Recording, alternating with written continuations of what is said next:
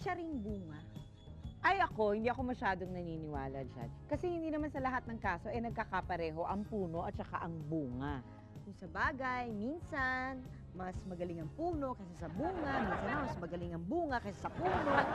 Mga pinag-uusapan natin. Correct. Tapos meron din namang mga kaso na yung bunga at saka yung puno ay hindi nagkakasundo. Hindi sila nagkakapareho.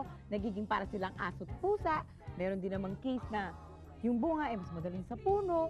Tsaka, ano ba ito? Usaping puno ba ito? Mga botany.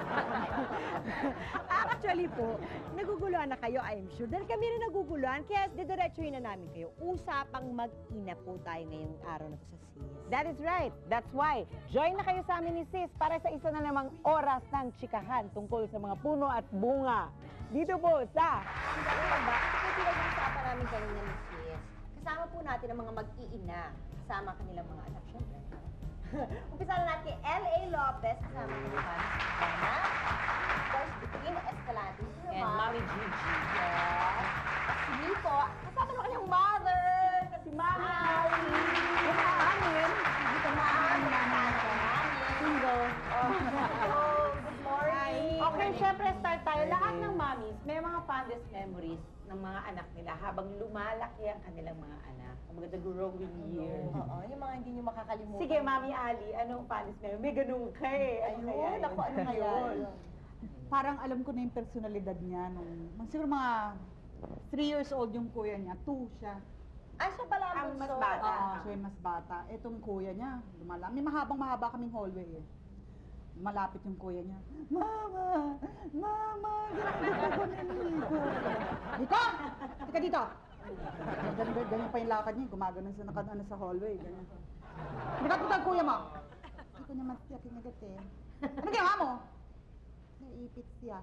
Saan? Dito. Diba? Yun siya. Yun siya. Malala.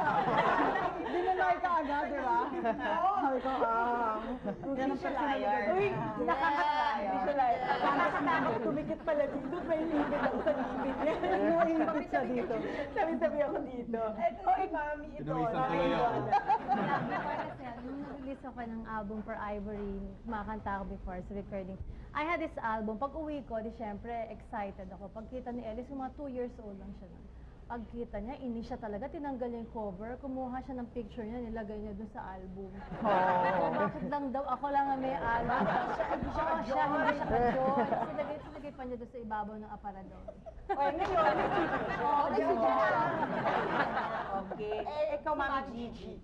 Between in elementary, dinala niya ako sa gardening sa school. Excited siya. She showed me her plot of tomatoes. They were growing and bearing fruit. She's performing. Magsasaka talaga. Farmer. Baka galit-galit yung mga daliri sa paa.